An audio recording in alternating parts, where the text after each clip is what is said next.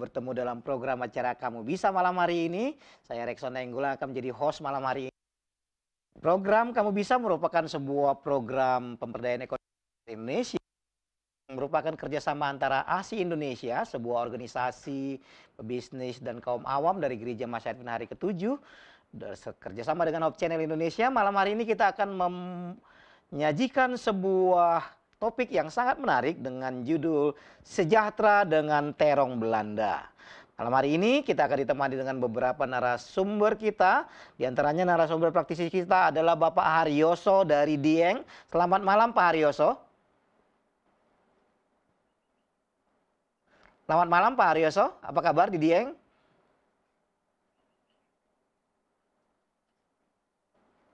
Selamat malam, kabar baik. Semoga saudara-saudara di situ juga baik ya. Baik, terima kasih Pak Haryoso telah bersama dengan kita di studio Kamu Bisa malam hari ini. Pak Haryoso adalah seorang petani terong Belanda di daerah Dieng. Dan malam hari ini kita akan belajar bersama beliau tentang hal-hal yang penting dengan penanaman terong Belanda. Dan saya juga didampingi oleh dua orang narasumber ahli kita, yakni Dr. Insinyur John Lee Woran MP, seorang akademisi dari Papua Barat. Selamat malam Pak John Lee, apa kabar? Masih mute Pak John Lee, belum kedengaran, mungkin boleh di-unmute. Selamat malam Pak Rekson. Selamat malam. Selamat malam para narasumber, selamat malam pemirsa di rumah, salam sehat buat kita semua. Terima kasih Pak John Lee di Manokwari ya. Kita juga didampingi seorang ibu yang cantik, seorang akademisi dari Universitas Advent Indonesia di Bandung, yakni Dr. Titin Sulastri. Selamat malam Ibu Titin, apa kabar di Bandung? Malam Pak Rekson. Selamat malam pemirsa, para narasumber. Salam sehat dari Bandung. Baik, terima kasih Bapak Ibu. Kita akan mulai diskusi kita malam hari ini tentang tanaman terong Belanda, dan kita akan lihat sebuah video singkat yang memperkenalkan pertanian terong Belanda yang dilakukan oleh Bapak Haryoso di Dieng. Nama saya Haryoso dari Batur RT 01 RW 13 Kecamatan Batur Kabupaten Banjarnegara Jawa Tengah. Mulai menanam terong Belanda dari tahun 2016-2017, sekitar 5 tahunan lah. Setahu saya yang biasa kan ya paling di jus Mas. Kalau di sini kebanyakan di jus petani-petani itu.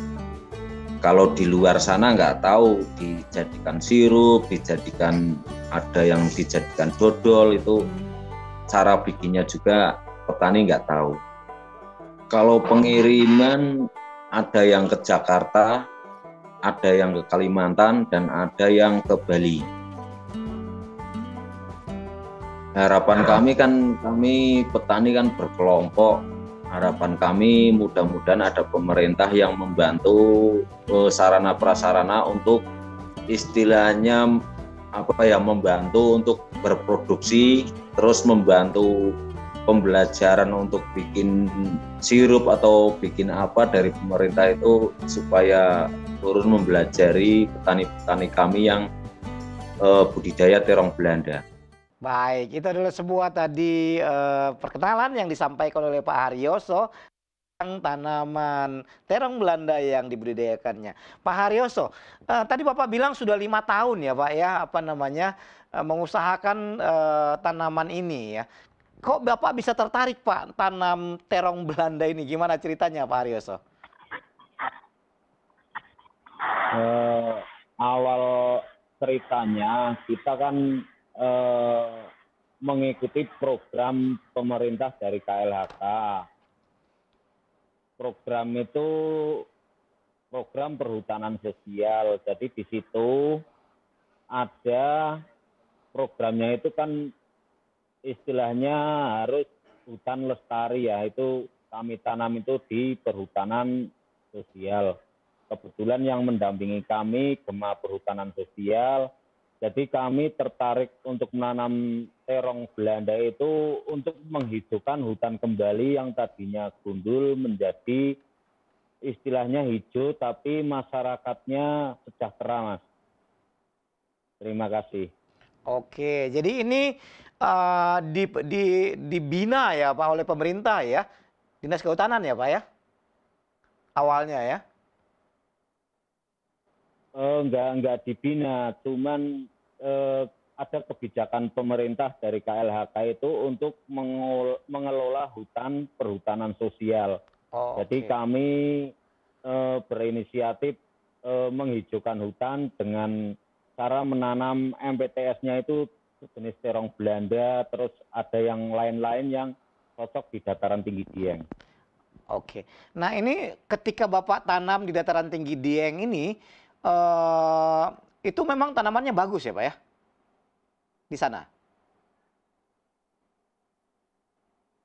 Dulu memang ada, cuman terongnya itu jenis, kalau orang sini yang menamai orang dulu itu namanya kemar. Kemar itu terongnya kecil-kecil, terong Belanda cuman kecil-kecil. Kalau di daerah saya lokalnya itu terong lokal.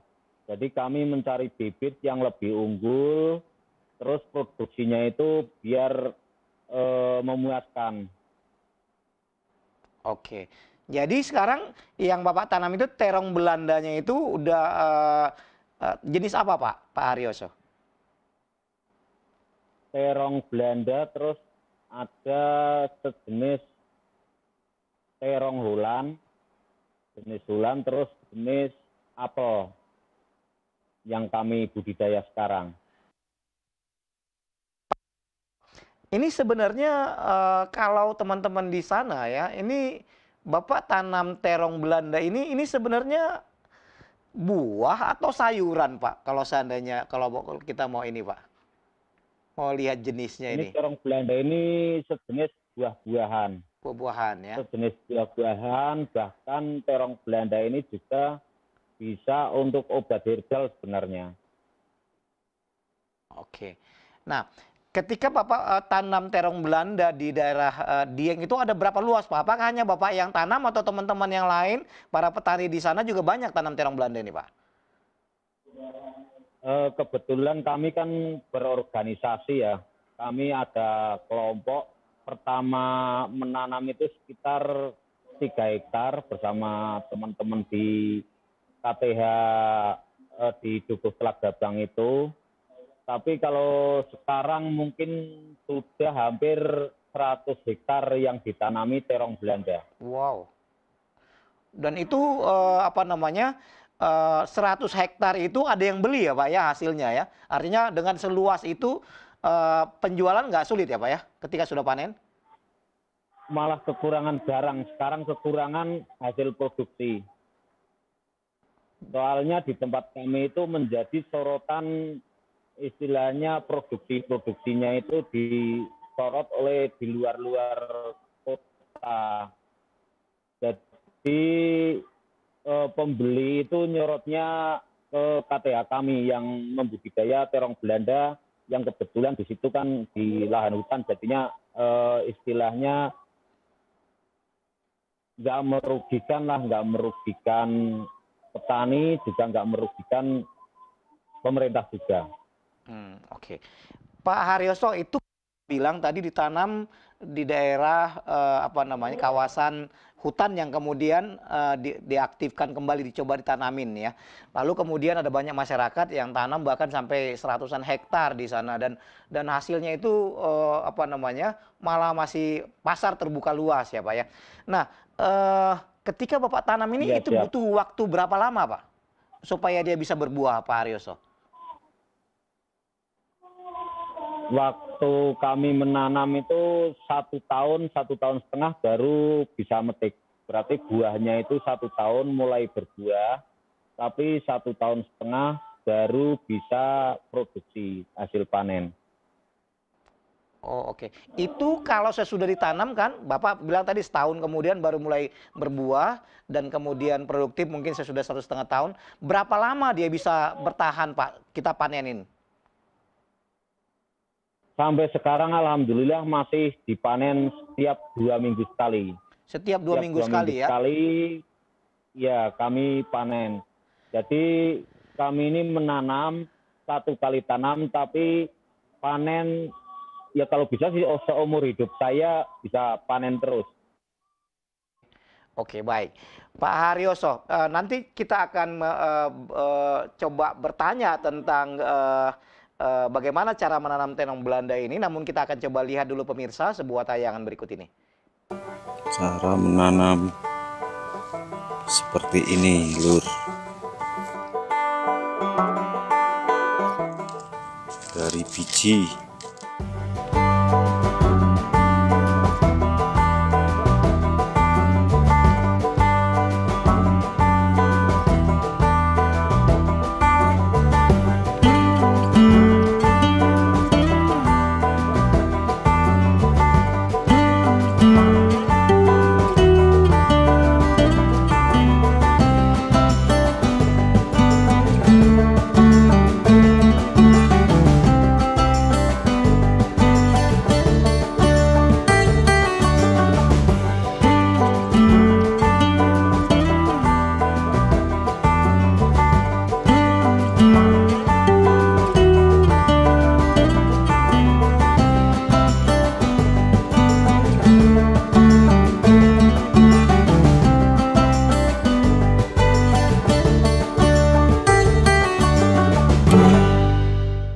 Nah, itu pemirsa tadi cara penanaman terong Belanda ya dilakukan oleh Bapak Haryoso dan teman-teman di Dieng. Pak Haryoso, ini tanamnya sulit nggak Pak ya? Susah nggak numbuhnya Pak Haryoso? Numbuhnya nggak susah. Sebenarnya kalau terong Belanda itu kita ambil batangnya juga bisa hidup. Cuman kalau kita ambil batangnya itu hidupnya rimbun, tidak tinggi. Berarti istilahnya nanti metiknya itu malah susah. Jadi yang sering kami lakukan itu dari biji nyemis sendiri. Oke, itu disemai baru kemudian nanti ditanam ya Pak ya? Iya, siap. Oke, Pak Haryoso, ini sesudah ditanam kan, sesudah ditanam itu ada hama nggak Pak yang sulit diatasin? Atau gampang aja numbuh kemudian tinggal tunggu hasil ya paling siangin atau bagaimana? Kebetulan itu kan lahan masih steril ya, lahan masih steril itu lahan belum kena kimia, jadi kemungkinan hama-hamanya itu belum ada. Ya kami tinggal merawat, nanti kalau ada rumput-rumput itu nanti 6 bulan sekali kita pupuk. Oke. Baik. Sangat mudah sebenarnya menanamnya. Nggak terlalu sulit ya Pak Haryoso. Saya ingin diskusi dulu sebentar Pak Haryoso dengan narasumber ahli kita, Ibu Titin nih. Titin, ini kan terong Belanda nih ya. Kalau terong itu sayur ya. Dan apa namanya? Ini terong Belanda ini katanya buah tadi ya. Secara tanaman, ini sebenarnya tanaman buah atau sayur ini Bu Titin? Baik, terima kasih Pak Rekson untuk pertanyaannya nih. Jadi untuk terong Belanda ini sendiri masuk ke dalam jenis tanaman anggota keluarga terong-terongan yang asalnya berasal dari Amerika Selatan. Kalau ditanya tadi, kalau terong Belanda ini karena dia masuk jenis terong-terongan, masuknya ke buah atau sayuran. Nah, betul seperti yang tadi Pak Hadi katakan. Jadi kalau untuk terong Belanda ini masuk ke dalam jenis buah, Pak. Masuk ke dalam jenis buah. Bumbunya apa aja? Kan kebetulan Pak Haryoso ini kan di Dieng dan di daerahnya dingin. Lalu kemudian ya Bu Titin juga kebetulan di daerah yang dingin ya. Apa ini hanya bisa tumbuh di daerah yang dingin dan kemudian apa namanya dataran tinggi atau boleh juga ditanam di dataran rendah Bu Titin? Eh, Kebetulan saya tinggal di daerah dataran tinggi ya, di daerah Bandung ini, khususnya daerah Parongpong. Kami juga pernah menanam untuk terong Belanda di greenhouse punya Fakultas IPA. Itu waktu lalu itu di tahun 90-an ya, 95-an, dan hasilnya cukup bagus untuk terong Belanda ini, sama seperti halnya yang dialami oleh Pak Hadi. Jadi memang untuk terong Belanda ini cukup bagus di dataran tinggi, Pak. Walaupun di dataran rendah juga bisa tumbuh. Tetapi untuk kondisi lingkungan cukup bagus di dataran tinggi. Oke, kalau dari segi tanaman nih Bu ya, kalau kita bandingkan segi bentuk mungkin ada kemiripan antara terong Belanda dengan terong hijau misalkan ya, atau terong merah itu ya. Nah itu kalau seandainya apa namanya penanamannya itu kira-kira sulit nggak sih Bu ya? Kalau dengar cerita, apalagi pengalaman dari Pak Hadi, tadi sudah sempat dibicarakan ya, sangat mudah untuk menanam buah terong Belanda ini. Tadi kalau Pak Rekson katakan terong yang hijau ya, itu terong lalapan. Nah, itu pohonnya kecil, Pak Rekson. Kalau ini untuk terong Belanda ini ukurannya cukup tinggi, ukuran tanamannya itu sendiri. Tinggi ya. Jadi dia cukup besar ya, kalau kita tinggi orang dewasa itu bisa bahkan melampaui tinggi orang dewasa untuk tanamannya itu sendiri. Seperti itu. Baik. Jadi sedikit lagi mungkin ya dari tadi pengalaman Pak Hadi, mudah untuk menanamnya. Apalagi di daerah Dieng itu sampai dikatakan tadi hama pun tidak ada ya di sana. Jadi memang sudah sangat cocok tumbuh baik khususnya di dataran tinggi pegunungan. Ya kira-kira di 1000 permukaan, di atas permukaan laut. Makanya Jawa Barat pun cukup bagus. Dan kalau tanahnya ini kaya akan unsur haranya, kemudian drainasenya baik, kelembapan tanah dan dinginnya lokasi ini membuat tumbuhan ini bisa bertumbuh dengan baik. Baik, terima kasih Bu Titin. Saya ingin ke Pak Haryoso nih. So, kita senang tadi Bapak mengatakan bahwa tanaman ini cukup banyak ditanam oleh teman-teman petani di sana, kelompok, lalu kemudian bahkan sampai ratusan hektar, 100 hektaran. Kemudian penjualannya juga tidak terlalu sulit, namun perlu waktu sekitar 1,5 tahun untuk tanam ya Pak ya.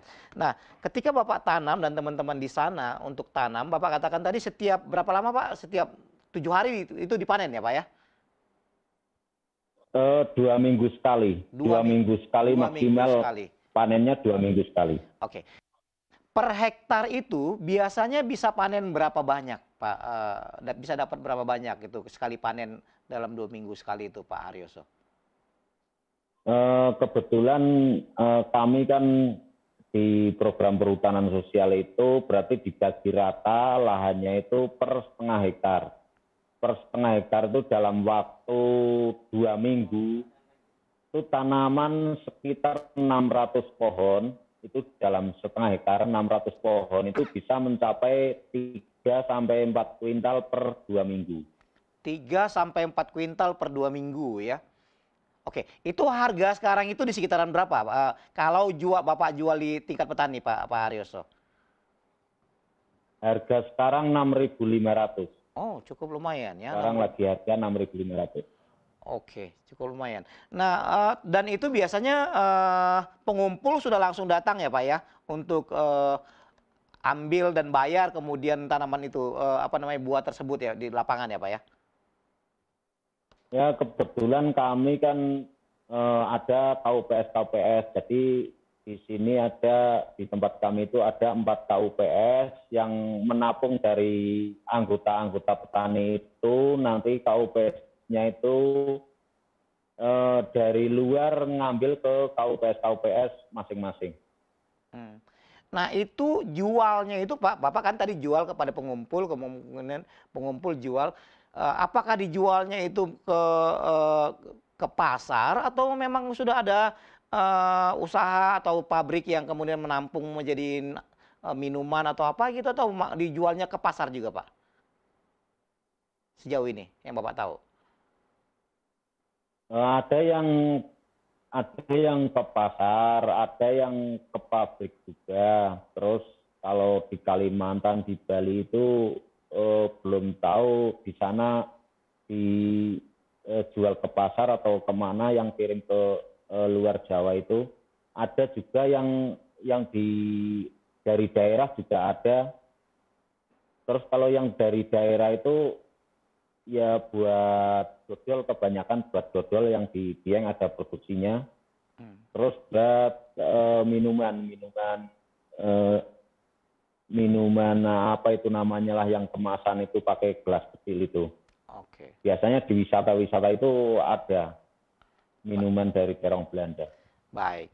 Pak Haryoso, kita akan rehat sejenak. Namun pemirsa, kita akan lanjutkan diskusi kita ini. Jikalau ada saudara punya pertanyaan atau komentar, silakan disampaikan melalui media yang saudara gunakan atau melalui nomor telepon yang ada di layar saudara. Dan sementara ini kita akan lihat sebuah games berikut ini.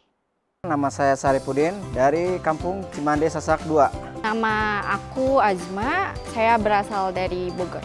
Suryadi, saya asal dari Kampung Cibolang. Nama Parto Wistinjak, asal dari Jakarta.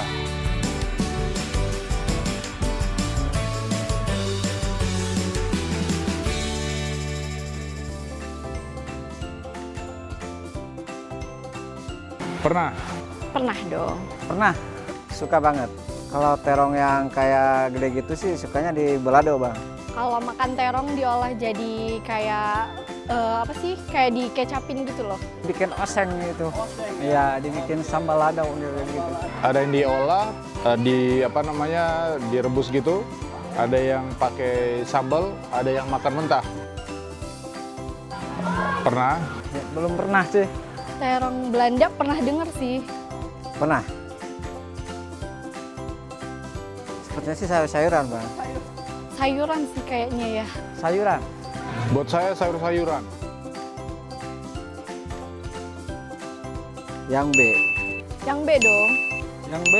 Yang B. Saksikan program Kamu Bisa. Karya mulia, bisnis luar biasa.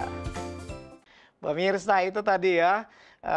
Pada umumnya semua menyebutkan sayuran ya, terong Belanda ini ternyata masih perlu diperkenalkan supaya lebih banyak lagi yang tahu tentang tanaman terong Belanda ini. Kita lanjutkan diskusi kita. Saya ke Pak John Lee nih. Pak John Lee ini menarik ini Pak John Lee ya.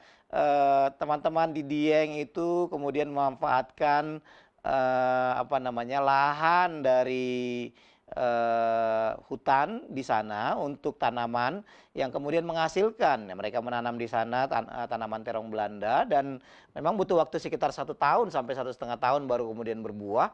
Namun kemudian ternyata hasilnya lumayan Pak ya, lumayan, dan ternyata bahkan yang menarik tidak sulit tanam, lalu kemudian gangguannya juga tidak terlalu sulit gitu ya. Nah, bagaimana Bapak melihat hal ini jikalau seandainya kita bisa copy paste di daerah-daerah lain, Pak? Masih mute Pak John Lee, barangkali bisa di-unmute dulu Pak John Lee. Sudah. Oke, ya sekarang kedengaran. Oke, ya. Ya, sebetulnya usaha budidaya terong Belanda ini sangat menarik ya. Meskipun terbatas untuk daerah dataran tinggi dan cuaca yang dingin, tetapi di Indonesia hampir semua tempat yang dataran tinggi dan dingin pasti cocok untuk tanaman terong Belanda. Saya ingat dulu waktu saya kecil, saya sering petik buah terong Belanda ini di kampung saya, di Languan. Kebetulan dia lokasi yang topografinya sudah di atas 1.000 meter di atas permukaan laut. Demikian pula di Papua, di pegunungan Arfak. Budidaya terong Belanda ini sudah dilakukan oleh masyarakat bersama-sama dengan tanaman markisa. Nah, kalau kita ikuti penjelasan Pak Hari tadi, sebetulnya mudah budidayanya ya. Jadi butuh waktu hanya 1 tahun sampai 1,5 tahun, kemudian mulai menghasilkan. Dan umur produksi tanaman terong ini sangat panjang. Makanya efisien ya, sangat efisien. Kemudian biaya untuk budidaya juga tidak terlalu mahal ya. Bisa menggunakan stek, kemudian bisa menggunakan biji. Dan ukuran pohon terong Belanda ini berbeda dengan jenis sayuran terong yang biasanya kita kenal. Tapi ini jenis pohon tapi tidak terlalu besar. Mungkin sama besarnya dengan pohon apel ya, kemudian sedikit lebih tinggi ya. Dan biasanya orang kalau mau menjolok itu menggunakan alat jolok. Kemudian kalau mau dipanjat juga bisa dipanjat. Dan buahnya sangat syarat ya. Dan yang paling menarik adalah warna dari terong ini keungu-unguan sampai ke merah ya, merah yang tajam ya, dan ini sangat-sangat bagus. Dan saya pikir Ibu Titin sangat tahu kandungan gizi yang terdapat di dalam buah terong Belanda ini. Beta karotennya sangat tinggi, kemudian nilai nutrisinya juga paling banyak di buah terong ini. Nah, yang ingin saya tekankan pada malam hari ini adalah bagaimana para pemirsa bisa menangkap peluang bisnis ini.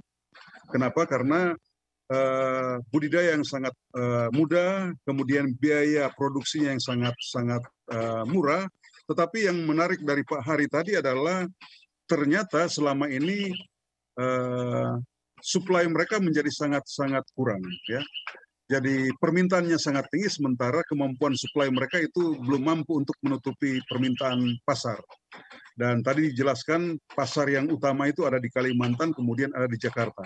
Kita belum tahu kira-kira bahan baku buat terong ini dibuat apa saja. Tapi yang tadi dalam penjelasan Pak Hari lebih banyak dibuat untuk minuman jus, ya, kemudian dimakan dalam bentuk segar.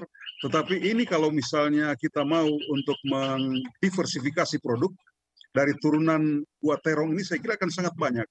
Dan kalau misalnya turunan dari mengolah buah terong Belanda ini menjadi semakin dikenal oleh masyarakat, maka peluang bisnis akan menjadi semakin luas dan banyak pemirsa yang pasti akan menangkap peluang-peluang ini untuk menjadi bisnis mereka di kemudian hari. Demikian untuk sementara, Pak Rekson. Oke, Pak John Lee.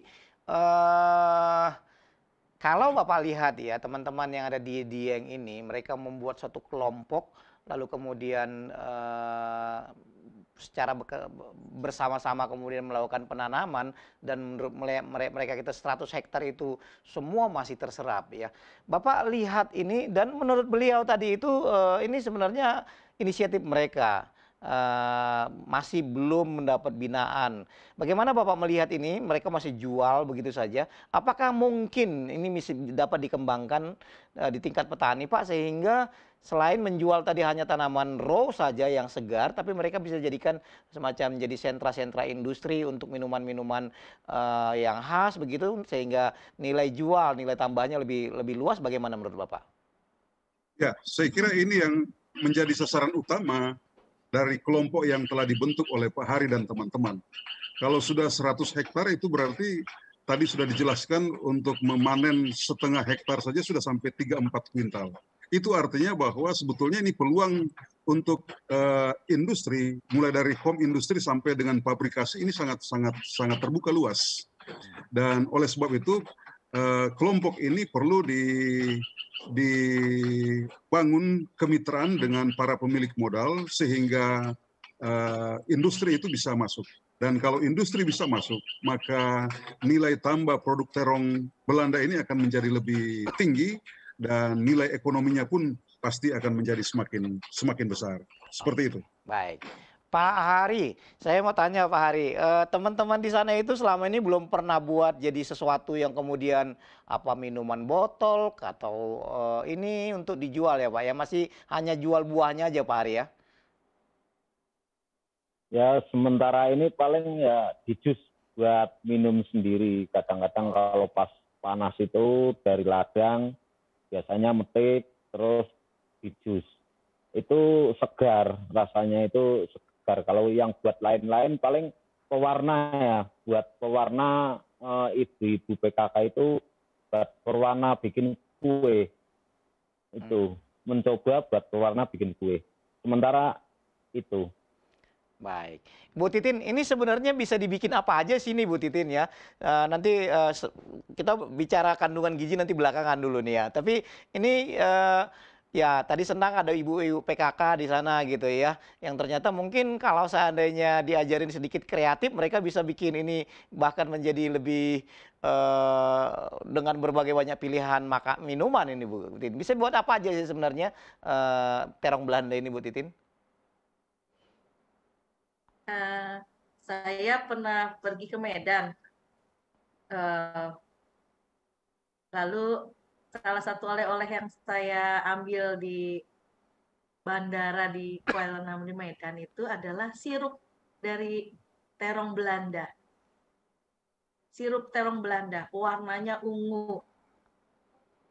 Dan pada saat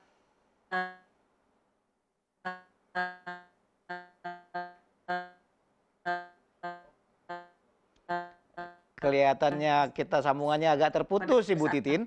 Pak Hari itu bisa jadi sirup loh Pak Hari. Apa namanya? Itu bisa dibuat di botol ya. Asam manis seperti itu. Lalu kemudian boleh diulang Bu Titin, tadi terputus sambungan kita agak tadi terputus. Boleh diulang Bu Titin? Tadi Ibu telah katakan di Medan itu ada minuman khas yang baik, sudah terdengar. Ya, sekarang kedengaran. Boleh silakan diulang, Bu.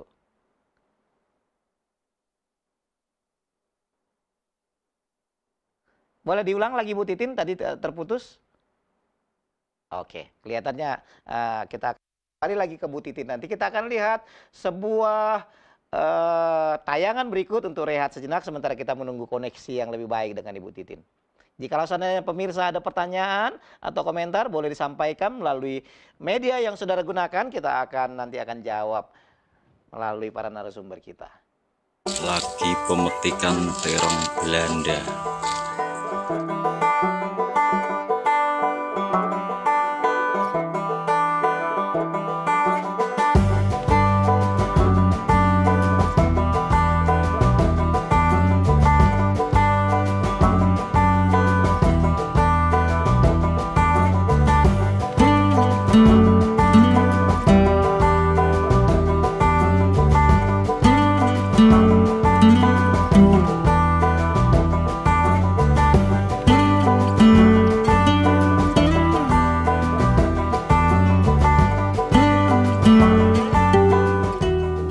Jenis terong yang Belanda.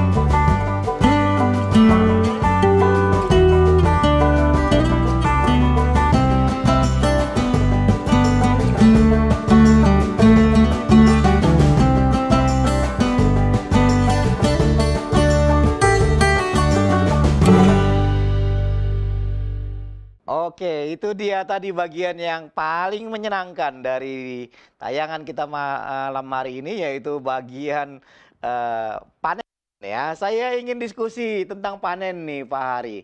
Pak Hari tadi kalau lihat ya, wah itu tanamannya itu cukup bagus ya, dan apa namanya, tanamannya itu tinggi, lalu seperti ada pohonnya dan petik.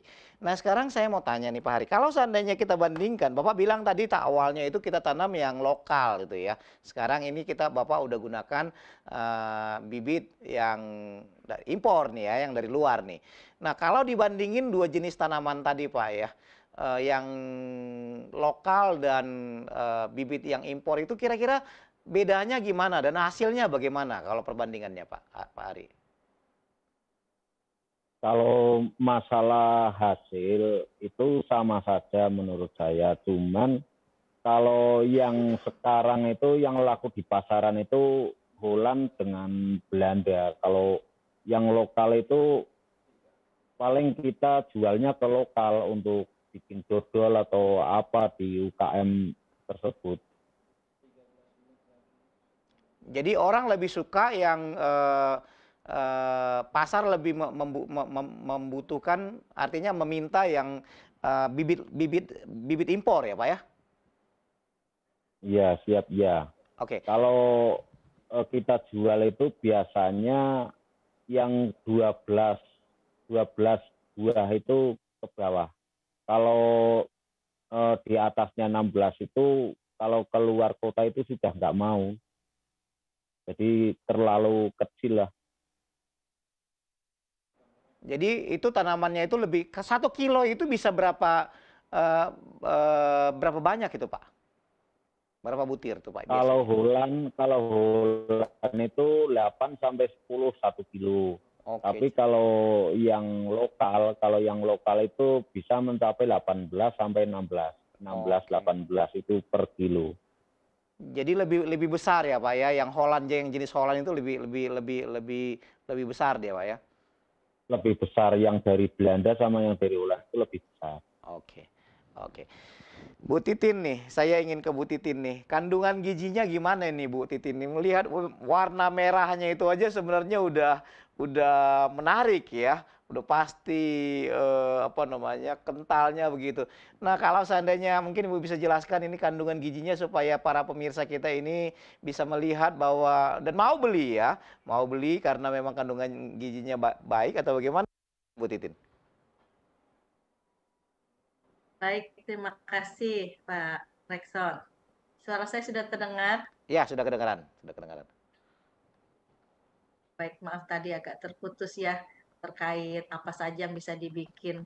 Jadi tadi saya katakan saya mau oleh-oleh berupa sirup terong Belanda. Selain itu mungkin bisa juga dibuat selai terong Belanda. Jadi dari cita rasanya juga tidak mengalahkan rasa selai stroberi ya. Bisa juga. Kemudian bikin asinan atau manisan.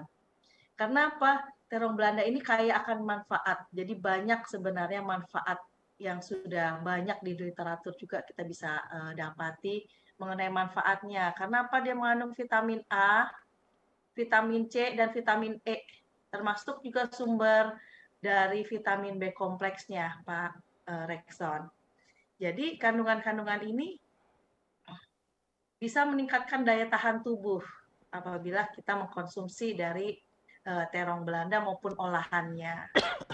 Dan mungkin bagi pemirsa atau yang memiliki berat badan berlebih, kandungan dari terong Belanda ini juga bisa membantu menurunkan berat badan. Karena apa? Banyak digunakan juga sebagai detox ini Pak Rekson untuk menurunkan kelebihan banyak lemak di tubuh. Bagus juga untuk kulit. Karena apa? Kandungan vitamin A-nya, vitamin C, dan vitamin E di terong Belanda ini sangat bermanfaat untuk menjaga kesehatan dari kulit. Kalau tadi dikatakan dari warnanya, mulai dari merah sampai ke unguan, karena dia punya antosianin. Antosianinnya cukup tinggi, sehingga dapat mencegah dari stres yang diakibatkan oleh polusi di kulit kita, sehingga kulit kita bisa akan lebih bercahaya dikatakan gitu. Jadi lebih bagus untuk kulit. Selain itu rasanya yang asam karena dia punya namanya asam klorogenik di kandungan dari terong Belanda ini, di mana asam ini bisa membantu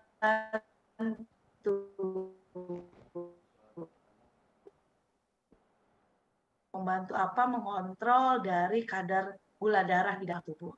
Jadi ini kandungan antioksidan yang cukup tinggi di terong Belanda ini sangat bekerja bagus untuk fungsi dari pankreas dan hati, sehingga membantu mengkontrol kadar gula di dalam tubuh, khususnya untuk penderita yang gula berlebih. Selain itu, menyembuhkan juga radang amandel, radang di tenggorokan dapat menyembuhkan.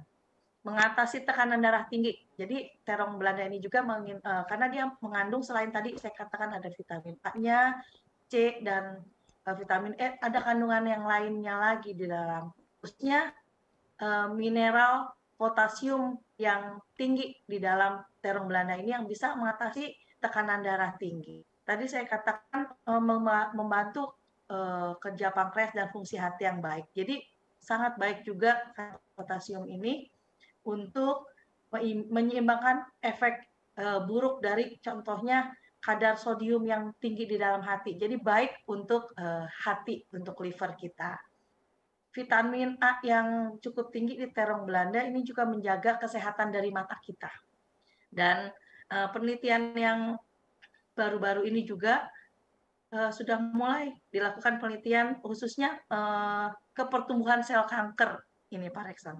Jadi dari hasil penelitian, karena kandungan antosianin sebagai antioksidan di terong Belanda ini, dia mampu menghentikan pertumbuhan sel kanker di dalam tubuh. Jadi itu beberapa manfaat dan kaya manfaat dari terong Belanda. Gitu Pak Rekson. Wah, banyak sekali ternyata manfaatnya Bu Christine ya. Wah, Bu Titin ya. Jadi artinya kalau kita lihat tadi itu banyak sekali, bahkan sampai radang, ke arah ke cancer, menurunkan berat badan. Wah itu ini artinya kalau kita lihat ini sebuah peluang yang luar biasa. Bagaimana Bapak melihat kalau lihat tadi sudah ada manfaatnya sangat luas Pak John Lee. Bagaimana Bapak melihat peluang ke depan nih Pak John Lee? Usaha di bidang tanaman terong Belanda ini? Ya, jadi sebetulnya peluangnya sangat terbuka luas. Tapi yang perlu dilakukan adalah Pak Hari barangkali dengan teman-teman perlu bermitra supaya ini bisa dikenal lebih luas oleh masyarakat dan peluang-peluang ekonominya itu akan menjadi semakin dikenal oleh masyarakat dengan promosi yang gencar tentang manfaat seperti yang Ibu Titin sudah jelaskan tadi.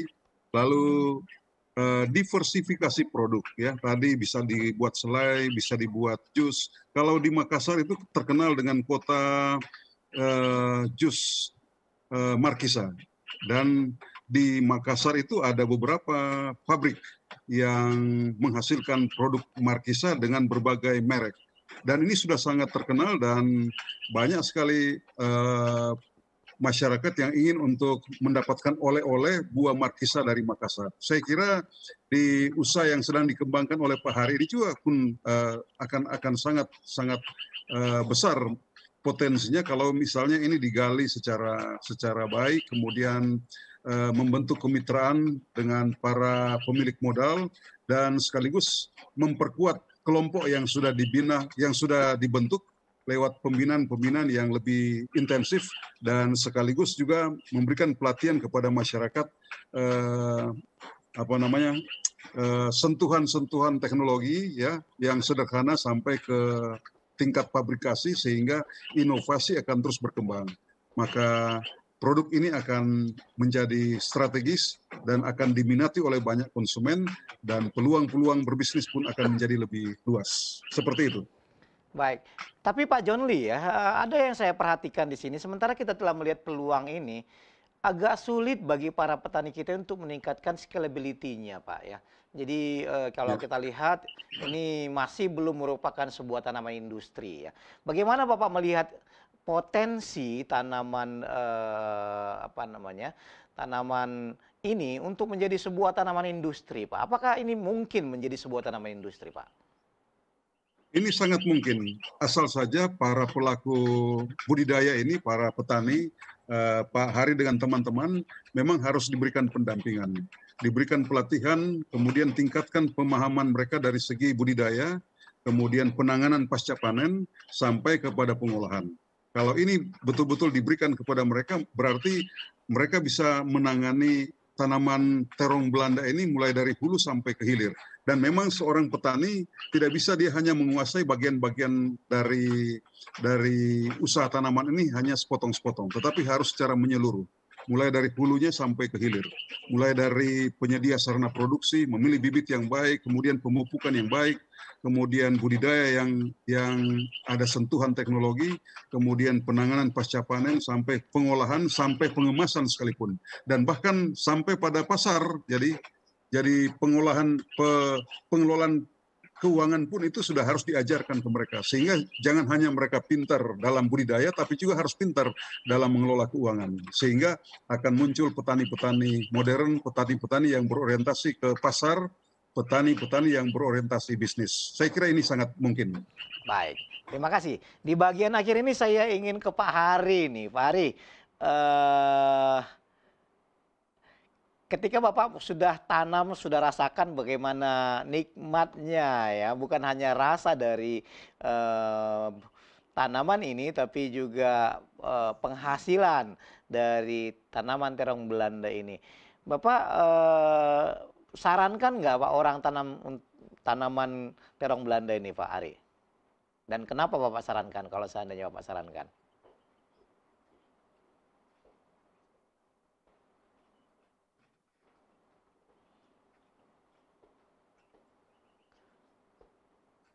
Pak Ari, halo?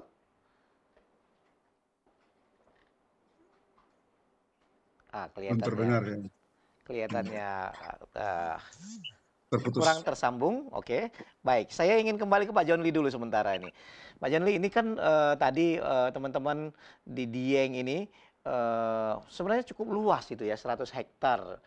100 hektaran, dan mereka tanam itu juga mereka telah melakukan pemilihan varietas yang menurut mereka akan lebih baik ya, menggantikan tanaman lokal. Jadi kalau kita lihat sebenarnya sudah ada sudah ada ilmunya yang mereka gunakan di sini. Hanya kita tetap melihat bahwa ini saya masih melihat ini menjadi sebuah hal yang perlu mendapat sentuhan, Pak. Kenapa? Mereka hanya menjual dari raw dan kemudian tidak lakukan apa-apa.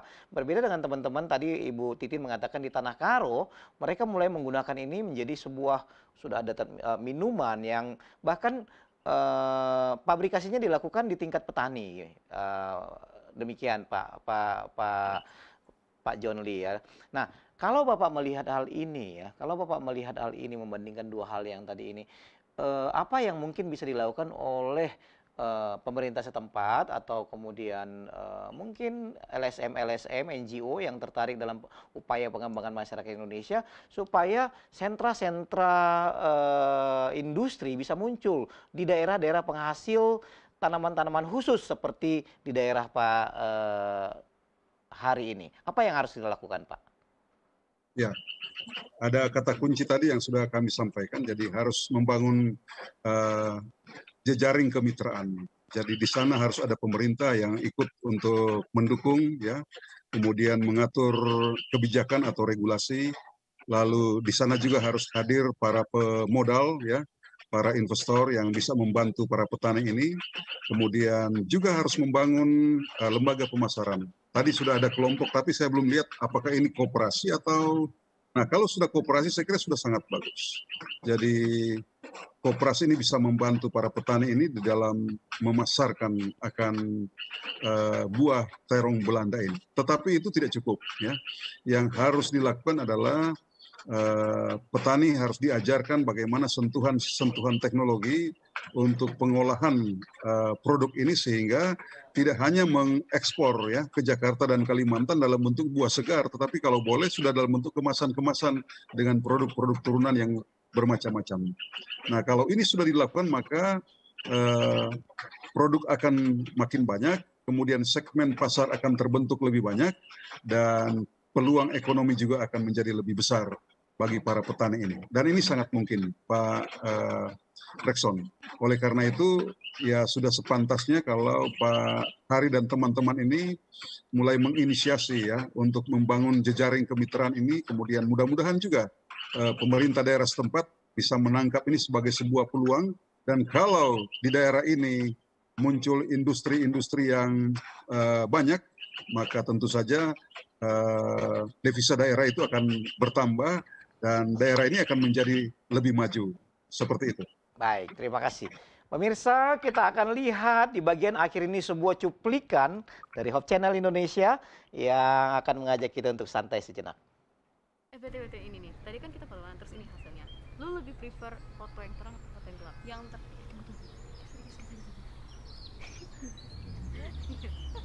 ya, nanti gue kirim ya foto-fotonya. Ya, oke.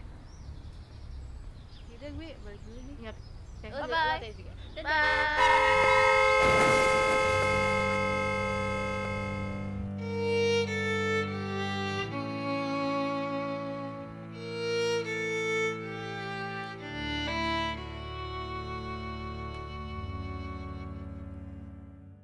Baik, pemirsa, tidak terasa sudah 1 jam kita berbincang dengan Pak Hari, di seorang petani terong Belanda di Dieng, dan 2 orang narasumber kita yakni Ibu Titin dan Insinyur John Lee Warren di Papua.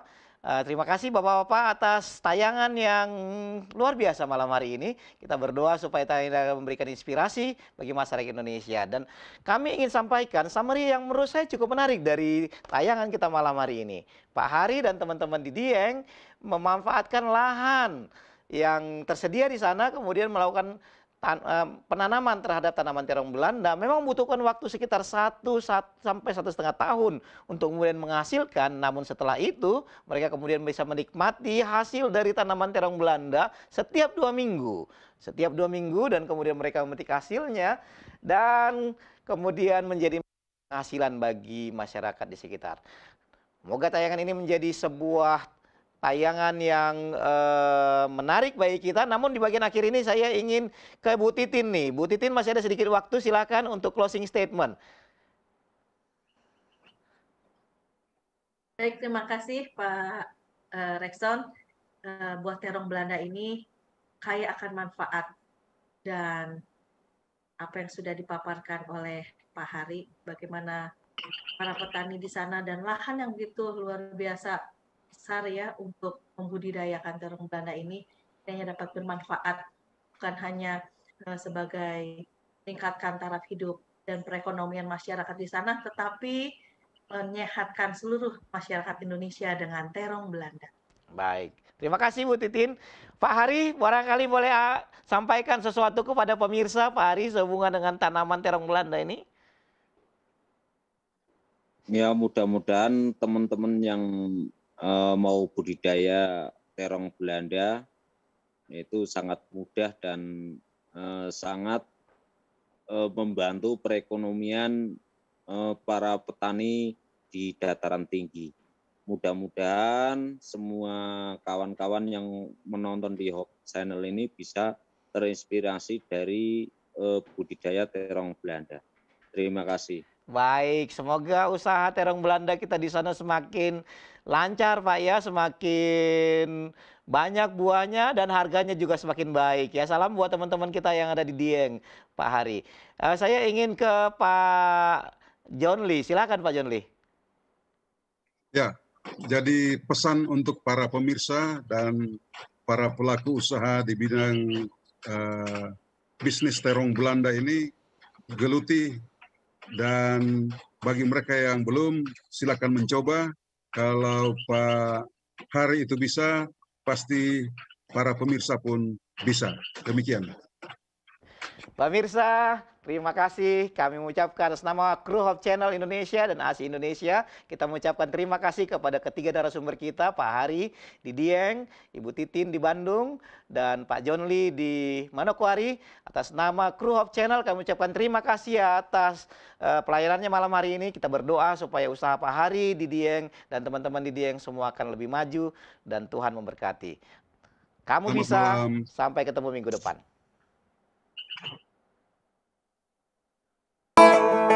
Thank you.